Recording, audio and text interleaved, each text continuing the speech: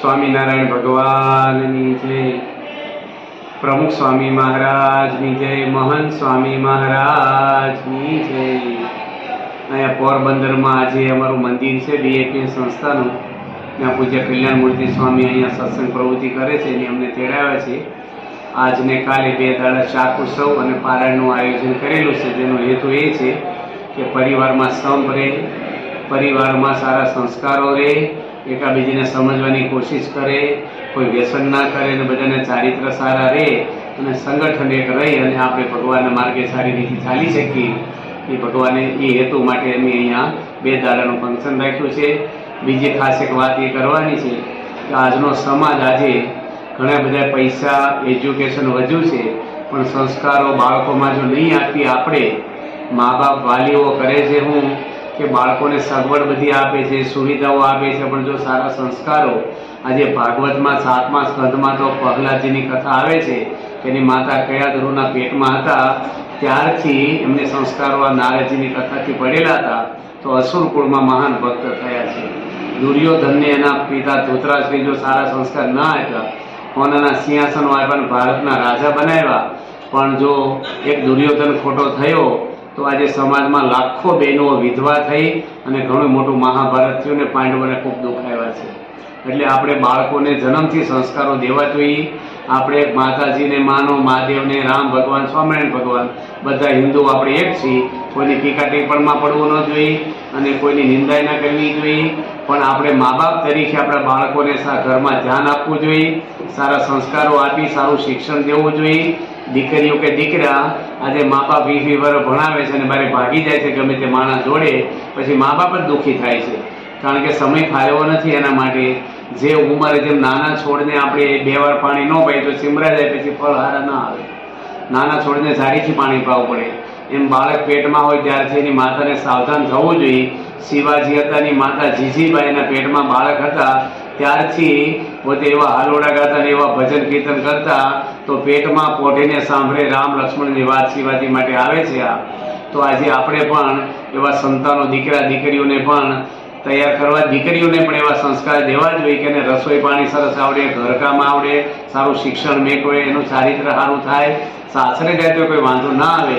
સીતા માતાને એવા સંસ્કારો આપ્યા હતા તો એટલા દુઃખો પડ્યા. રામાયણ આપણે વાંચી છીએ તો સીતા માતાએ ક્યારેય પિયરમાં કીધું નથી મને દુઃખ પડ્યા અથવા નથી ડાયવોર્સ લીધા.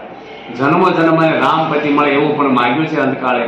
તો આપણે બધા દીકરા દીકરીઓ આપણા હોય એને સંપીને સારા સંસ્કાર આપવું એ મા બાપની ફરજ છે.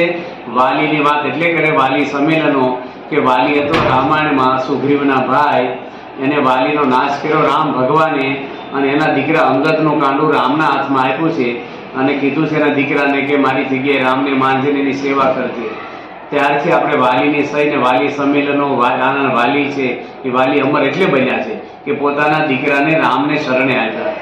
ગોપીચંદની માતા હતી મેનાવતી વિધવાબેન, એની પણ ગોપીચંદને એવી રીતે ભગવાનનો માર્ગ બતાવ્યો છે. ધ્રુવજી 5 વર્ષના હતા, એની માતા સુનીતિ, એની પણ ધ્રુવજીને ભગવાનનો માર્ગ બતાવ્યો છે.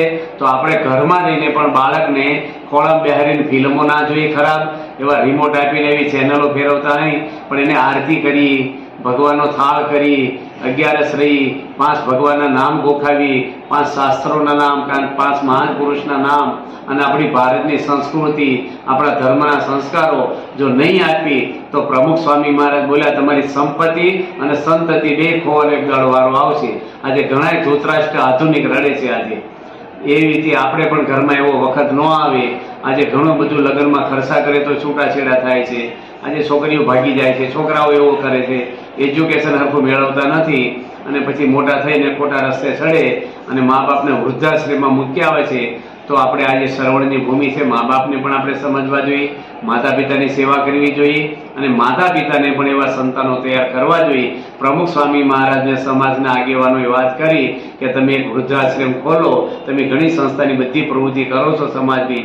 વૃદ્ધાશ્રમ બાપા બોલ્યા પ્રમુખ સ્વામી કે અમે બાળકોને સંસ્કાર એવા દઈએ છીએ કે એમના માતા પિતા વૃદ્ધાશ્રમમાં જાય જ નહીં.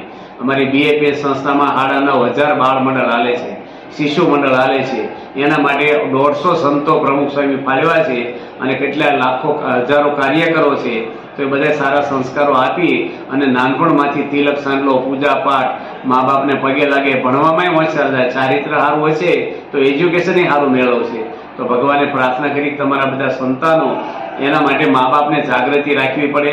માતા પિતા જ્યારે ફેલ ફતુર કરે, વ્યસનો કરે, દારૂ પીવે, એક ભાઈ અમને વાત કરી કે મારો દીકરો બહુ જ દારૂ પીવે છે, અને સમજાવો તમે, સમજતો જ નથી, મારા માટે હંતાને નાખ્યો ને એ દારૂ પી જાય, પણ તમે શું ખાવા પીવો છો? એટલે મા બાપ તરીકે આપણે પણ એવી રીતે રહેવું જોઈએ. રામ જેવા દીકરા જોઈ તો દશરથ અને કૌશલ્યા માતા બનવું પડે ઘરમાં. માટે આપણે પણ ધર્મપરાયણે જીવન રાખી. લક્ષ્મણજીને રામ ભગવાને વાત કરી છે કે તારામાં આવો સંયમ રહ્યો છે, કયા હિસાબે રહ્યો? સીતા અતિ રૂપવાન હતા અને 14 વર્ષ ભેગા રહ્યા, પણ એનું મુખારવીને એની જોયું નહોતું. ત્યારે લક્ષ્મણજી કહે છે કે જેની માતા પતિવ્રતા હોય, જેના પિતા ધર્મવાન હોય, એનું સંતાન ક્યારેય ચારિત્રમાંથી સલાયમાન થાય નહીં. મારી માતા સુમિત્રાએ પણ પતિવ્રતા હતા, રાજના કોઈ પુરુષ સામે જોયું નથી. દશરથ મારા પિતા ધર્મનો અવતાર હતા. એવી રીતે હું એનો સંતાન છું. એમ આપણે મા બાપ તરીકે પણ સારું જીવન જીવી, બાળકને હેત વાલ પ્રેમથી ધીમે ધીમે સારા સંસ્કારો આપી અને છોકરા છોકરીઓને તૈયાર કરી, છોકરા છોકરીઓમાં ભેદભાવ ન રાખી અને પ્રેમથી ઉછેર કરીએ એવો તો આપણા ઘર સુખી થશે, તમારી સંપત્તિ પણ વધારશે અને આપણું વધારશે. સ્વામિનારાયણ ભગવાનની જય.